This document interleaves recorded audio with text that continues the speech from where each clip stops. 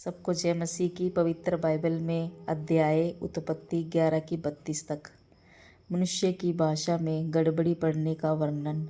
सारी पृथ्वी पर एक ही भाषा और एक ही बोली थी। उस समय लोग पूर्व की ओर चलते चलते शिनार देश में एक मैदान पाकर उसमें बस गए। तब वे आपस में कहने लगे, आओ हम ईंटें बना बना के भली भांति आग में पकाएं। और उन्होंने पत्थर के स्थान पर ईंट से और चूने के स्थान पर मिट्टी के गारे से काम लिया। फिर उन्होंने कहा, आओ हम एक नगर और एक गुम्मट बना लें, जिसकी चोटी आकाश से बातें करे। इस प्रकार से हम अपना नाम करें, ऐसा न हो कि हमको सारी पृथ्वी पर फैलना पड़े। जब लोग नगर और गुम्मट बनाने लगे, तब उन्हें देखने के लिए यहोवा उतर आया।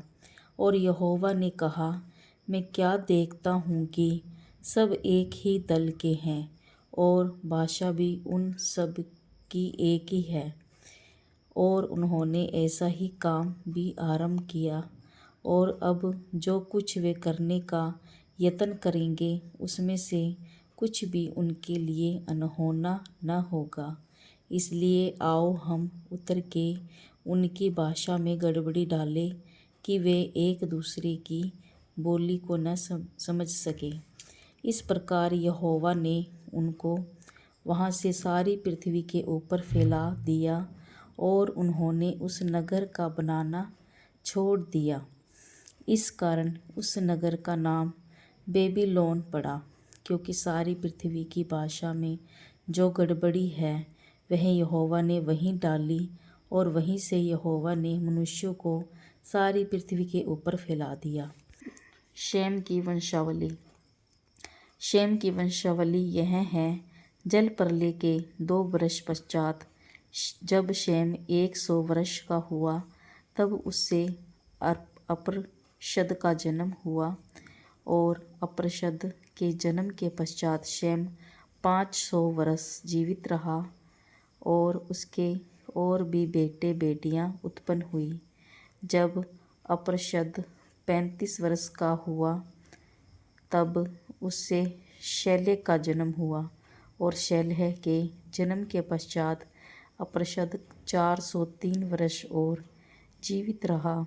और उसके और भी बेटे बेटियां उत्पन्न हुई। जब शैलह 30 वर्ष का हुआ, तब उसके द्वारा अबेर का जन्म हुआ।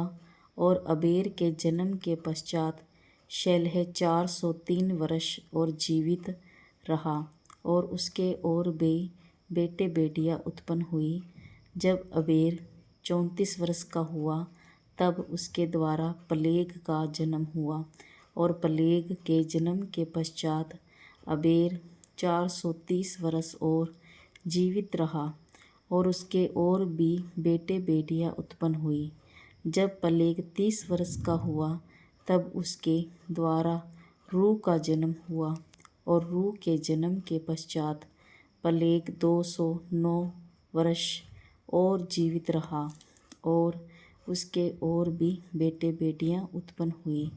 जब रू 32 वर्ष का हुआ, तब उसके द्वारा सरूग का जन्म हुआ।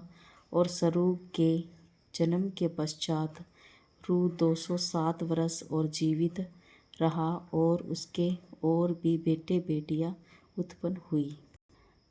जब सरूग 30 वर्ष का हुआ, तब उसके द्वारा नाहोर का जन्म हुआ। और नाहोर के जन्म के पश्चात सरूग 200 वर्ष और जीवित रहा।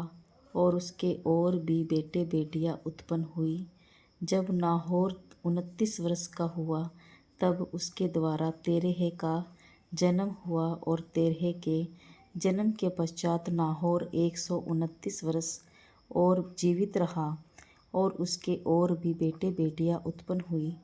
जब तक तेरह का 70 वर्ष का हुआ, तब तक उसके द्वारा अब्राम और नाहोर और हारान उत्पन्न हुए। तेरह की वंशावली। तेरह की वंशावली यह है। तेरह से अब्राम, नाहोर और हारान का जन्म हुआ और हारान से लूत का जन्म हुआ। हारान अपने पिता के सामने ही कसीदियों के ऊर नामक नगर में जो उसकी जन्मभूमि थी मर गया। अब्राम और नाहोर दोनों ने विवाह किया। अब्राम की पत्नी का नाम सारे और नाहोर की पत्नी का नाम मिल्का था। यह उस हारान की बेटी थी जो मिल्का और यिस्का दोनों का पिता था।